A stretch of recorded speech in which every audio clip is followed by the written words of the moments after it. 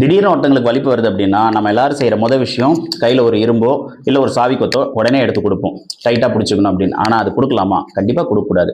கொடுத்தா என்ன ஆகும்னா டெஃபினட்டாக வந்துட்டு அவங்க அந்த சாவியோ இல்லை அந்த இரும்போ வந்துட்டு அவங்க முகத்திலையோ இல்லை கழுத்துலையோ இல்லை வேற எங்கேயாவது வந்துட்டு உடம்புல பட்டு அவங்க உயிருக்கே ஆபத்து ஏற்படக்கூட வந்துட்டு வாய்ப்பு இருக்குது. ஸோ ஃபிட்ஸ் ஒருத்தங்களுக்கு வருது அப்படின்னா என்னென்ன விஷயங்கள் செய்யலாம், எது எது செய்யக்கூடாது வாங்க பார்க்கலாம். ஒருத்தங்களுக்கு ஃபிட்ஸ் வருது அப்படின்னா கண்டிப்பாக வந்துட்டு இரும்பு சாவி கொத்த கொடுக்கக்கூடாது. இந்த கான்செப்ட் எப்படி வந்துட்டு உருவாச்சு அப்படின்னா முற்காலத்தில் என்ன நினச்சிட்டு இருந்தாங்கன்னா அந்த வலிப்பு வர்றதுக்கான ரீசன் கண்டிப்பாக வந்துட்டு உடம்பு வந்துட்டு சூடாகுது, அதனால வந்துட்டு ஒரு இரும்பை கையில் கொடுத்தோம் அப்படின்னா அந்த சூடை வந்துட்டு இந்த இரும்பு வந்து கடத்தும், அதனால வந்துட்டு குறையும் அப்படின்னு நினைச்சாங்க. அந்த கான்செப்ட்ல தான் இது ஏற்பட்டுச்சு. இது வந்துட்டு ஒரு மித்து. இது கண்டிப்பாக சயின்டிஃபிக்லி ப்ரூவன் கிடையாது. ஸோ ஒருத்தவங்களுக்கு வலிப்பு வருது அப்படின்னா கண்டிப்பாக வந்துட்டு இரும்பு கொடுக்காதீங்க, தண்ணி எடுத்து முகத்தில் தெளிக்காதீங்க, இல்லை தண்ணி வந்து கொடுக்காதீங்க. தண்ணி கொடுத்தோம் இல்லை முகத்தில் தெளிச்சோம் அப்படின்னா அது ஆஸ்பிரேட் ஆகி நுரையீரல் போய் அதனால ஆஸ்பிரேஷன் இம்யூனிட்டிஸ்னால கூட வந்துட்டு உடனே வந்துட்டு உயிருக்கு ஆபத்து ஏற்பட வாய்ப்பு இருக்கு.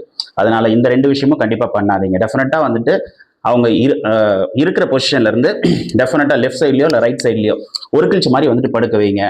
ஆஸ்பிரேட் ஆகாம வந்து பார்த்துங்க. ரொம்ப ஒரு 5 மினிட்ஸ் அந்த ரேஞ்சில் வந்துட்டு இருந்துகிட்டே இருக்கு அப்படின்னா கண்டிப்பாக வலிப்பு வந்துட்டே இருக்குன்னா டெஃபினட்டாக வந்துட்டு ஹாஸ்பிட்டல் கூட்டு போங்க. என்ன ரீசன்னால வந்துட்டு வலிப்பு வருது அப்படின்றத வந்துட்டு எவலுவேட் பண்ணணும். ஒன்று மூளையில் வந்துட்டு ரத்த கசிவு ஏற்பட்டிருக்கலாம், இல்லை ரத்த குழாயில் அடைப்பு ஏற்பட்டிருக்கலாம், இல்லை எலக்ட்ரோலைட் இம்பேலன்ஸ் அதாவது தாதுப்புக்கள் லெவல் வந்துட்டு குறைஞ்சிருந்திருக்கலாம், இல்லை அதிகமாக இருக்கலாம், இல்லை சுகர் லெவல் வந்துட்டு அதிகமாக இருந்திருக்கலாம். என்ன ரீசனால வலிப்பு வருது? அந்த எலக்ட்ரிக்கல் இம்பல்ஸ் ஆக்டிவிட்டி செரிபல் கார்டெக்ஸ்ல அதிகமாக வரதுனால வந்துட்டு வருது. ஸோ அது என்னன்றதை வந்துட்டு ஃபைண்ட் அவுட் பண்ணி அதுக்கேற்ற மாதிரி ட்ரீட் பண்ணோம்னா கண்டிப்பாக வந்துட்டு வலிப்பு வந்துட்டு சரி பண்ணிடலாம். ஸோ இந்த வலிப்பு ஃபர்தராக வந்துட்டு மறுபடியும் என்ன இல்லாமல் வந்து பார்த்துக்கலாம். ஸோ இந்த அவேர்னஸ் எல்லாருக்கும் வந்து ஸ்ப்ரெட் பண்ணுங்க.